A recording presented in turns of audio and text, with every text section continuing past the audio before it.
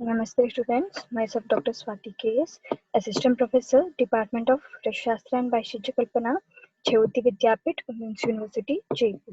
So today we'll deal regarding the topic the routes of drug administration.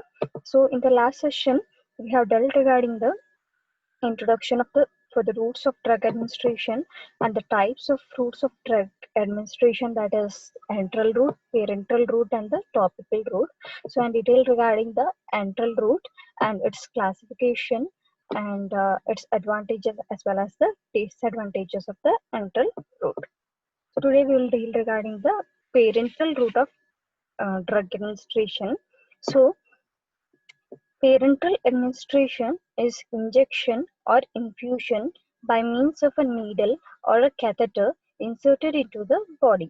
The term parenteral comes from the Greek word para means the outside and entron meaning the intestine.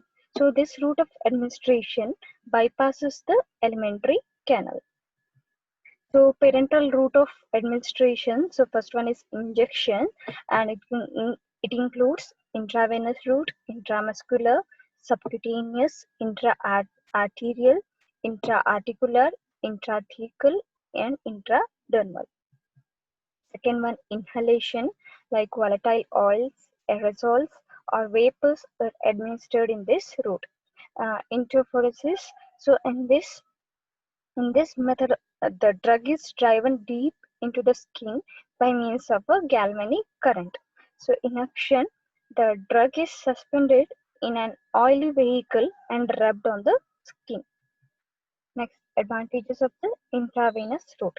So here, the bioavailability is 100% and desired blood concentrations are achieved and can be given in the large quantities and can be given in case of the vomiting and diarrhea in case of diarrhea, and can be administered in case of given in case of the emergency situations. And here first part is avoided, and gastric manipulation is avoided. Next, coming to the disadvantages of the intravenous route. So here, like, it may causes irritation as well as the cellulitis, and repeated injections are not always feasible, and it is less safe, and technical assistance is also required, and chances of infection will be there, and it is very expensive and less convenient and painful. And advantages of intramuscular route. So absorption is reasonably uniform and rapid onset of action, and mild irritants can be given, and first pass is avoided, and gastric factors can be avoided. Coming to the disadvantages of the intramuscular route.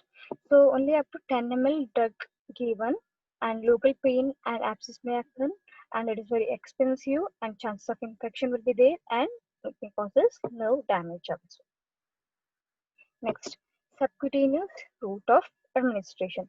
So it is injected under the skin, and absorption is slow, so action is prolonged.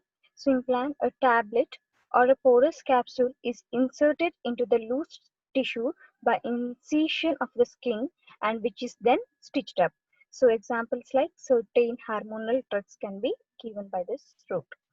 Next, intra-arterial administration, that is rarely used. So anti-cancer drugs are given for localized effects, and drugs used for diagnosis of peripheral vascular disease. Next, intra-articular administration. So injections of antibiotics and corticosteroids are administered in inflamed joint cavities by the expert. Example, hydrocortisone in case of the rheumatoid arthritis.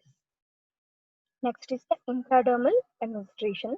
So drug is given within the skin layer, that is dermis, and it is painful and mainly used for testing sensitivity to the drugs. Examples like penicillin and ATS, that is anti-tetanus serum. So inoculation, so administration of the vaccines like smallpox vaccine. Next, topical route of drug administration. So topical administration is the application of the drugs directly to the surface of the skin. Includes administration of drugs to any of the mucosal membrane like eyes, nose, ears, lungs, urethra, and vagina.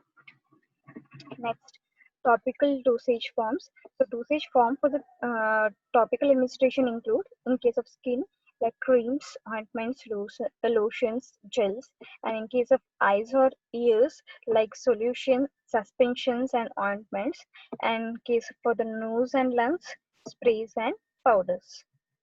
The advantages of topical route. So local therapeutic effects will be there, low risk of side effects, and transdermal route offers steady level of drug in the system, and sprays for inhalation to the nose may be for local or systemic effects. Next, transdermal route, uh, absorption of drug through the skin, and it is stable blood levels, and here no first part metabolism, and drug must be potent or patch become too large. So this is regarding today's topic, route of drug administration. So if you have any queries, please mention in the comment box so that I can resolve it. Thank you.